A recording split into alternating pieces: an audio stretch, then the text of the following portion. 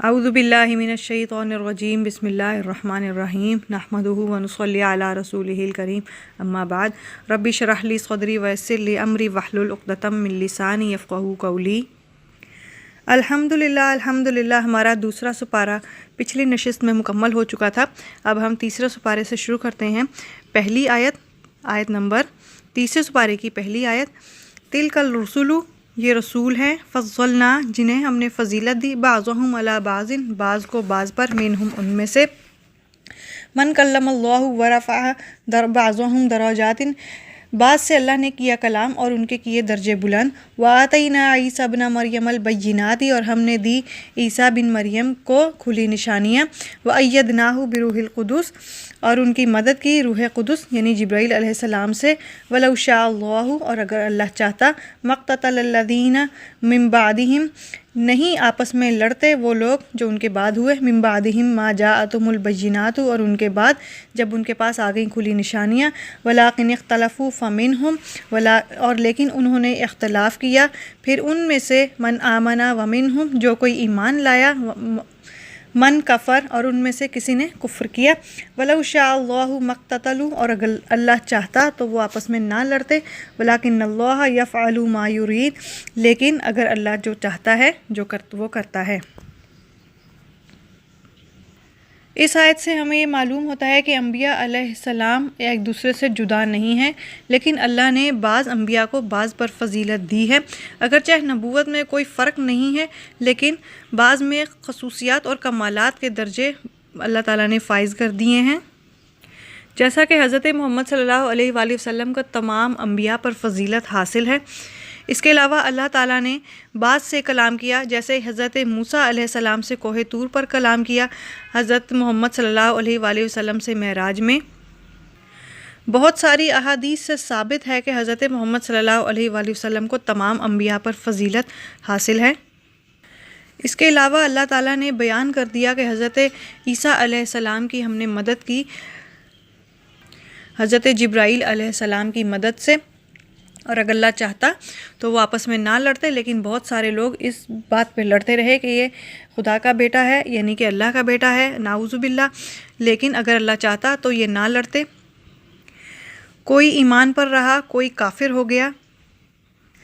या अय्युहल्लज़ीना आमनू, है ईमान वालो, अनफ़िक़ू, तुम खर्च करो, मिम्मा रज़क़नाहुम, जो हमने तुम्हें दिया है रिज़्क़, मिन क़ब्ल, इससे पहले, अन यअतिया, के आ जाए, यौमुल ला बैउन फ़ीही वला ख़ुल्लतुन वला शफ़ाअ, कि वो दिन जिस दिन ना ख़रीदो फ़रोख्त होगी और ना सिफारिश काम आएगी और ना दोस्ती। वल काफ़िरूना हुमुज़ ज़ालिमून, और काफिर ही ज़ालिम हैं। इस आयत में अल्लाह ताला वाज़ेह फरमाते हैं कि आखिरत के लिए तैयारी करो, जो मैंने तुम्हें दिया है उसमें से खर्च करो।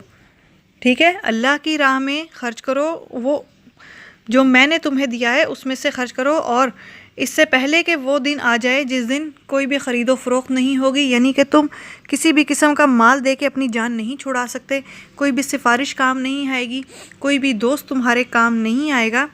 उस दिन से डरो, उस दिन के लिए तैयारी करो। बिल्कुल ऐसे ही जैसे हमें किसी के घर जाना होता है तो हम खूब तैयारी करते हैं कि आज हम क्या पहने, आज हम क्या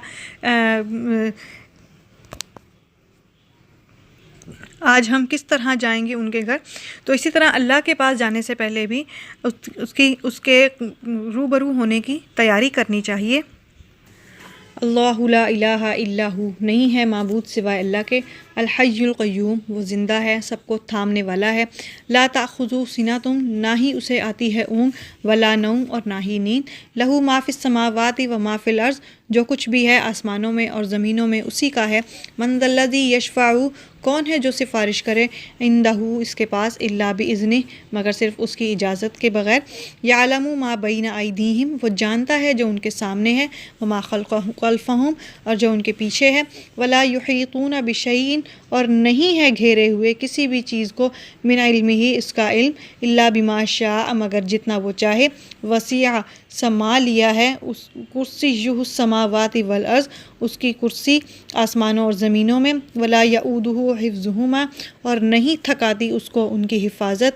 वहुवल अलिय्युल अज़ीम, और वो बुलंद मर्तबा अज़मत वाला है।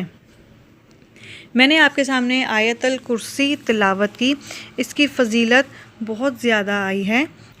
بخاری شریف کی ایک روایت ہے کہ آیت الکرسی 1/4 قرآن کے برابر ہے۔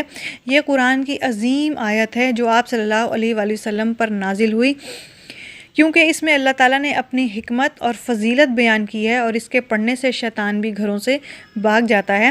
ایک حدیث ہے کہ آپ صلی اللہ علیہ وآلہ وسلم ہر فرض نماز کے بعد جو شخص آیت الکرسی پڑھے گا تو اسے موت کے سوا کوئی حادثہ پیش نہیں آئے گا۔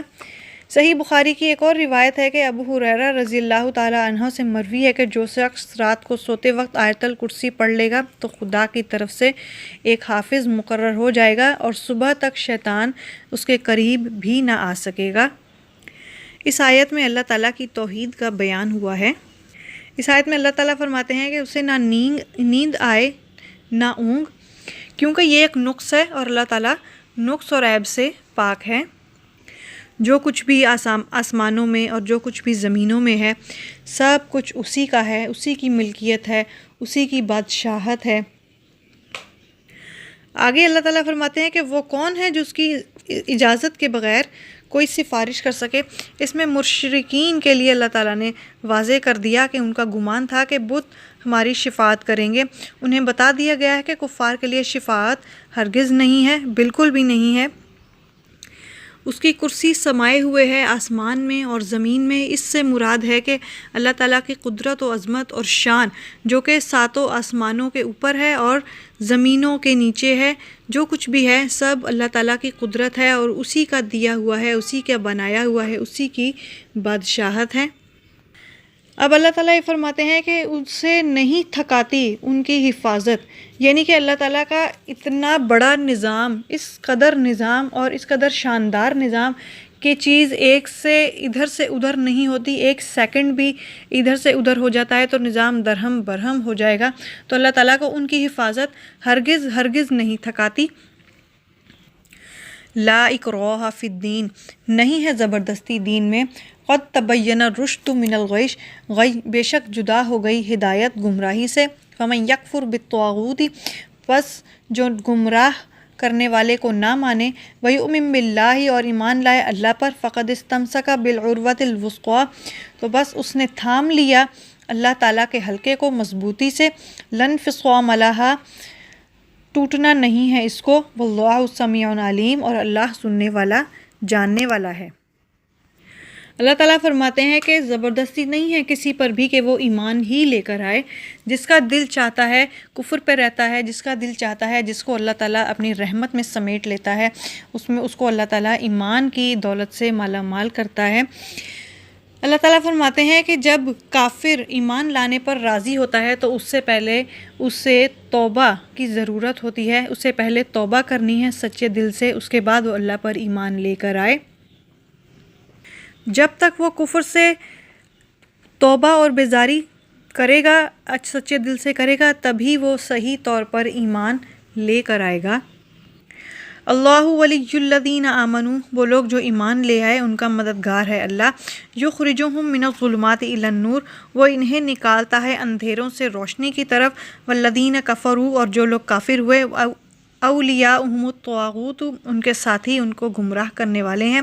یخرجونہم من النور الی الظلمات، وہ انہیں نکالتے ہیں روشنی سے اندھیروں کی طرف۔ اولئک اصحاب النار، یہی لوگ ہیں دوزخی۔ ہم فیہا خالدون، وہ اس میں ہمیشہ رہیں گے۔ اللہ تعالیٰ فرماتے ہیں کہ میں دوست ہوں مسلمانوں کا، یعنی کہ مسلمانوں کی مدد میں کرتا ہوں، میں انہیں اندھیروں سے نور کی طرف لے کر آتا ہوں، جبکہ کافر لوگ ہیں، جو لوگ کافروں کے حمایتی ہوتے ہیں، شیطان ہیں، وہ انہیں نور سے، روشنی سے اندھیروں کی طرف لے آتے ہیں، اور پھر یہی لوگ اپنے لیے دوزخ تیار کرتے ہیں جس میں انہیں ہمیشہ رہنا ہے۔ میں نے آپ کے سامنے تیسرے سپارے کے پہلے رکوع کا کچھ حصہ اور دوسرا رکوع یعنی کہ آیت نمبر 257 257 تک تلاوت کی۔ وآخر دعوانا ان الحمد للہ رب العالمین۔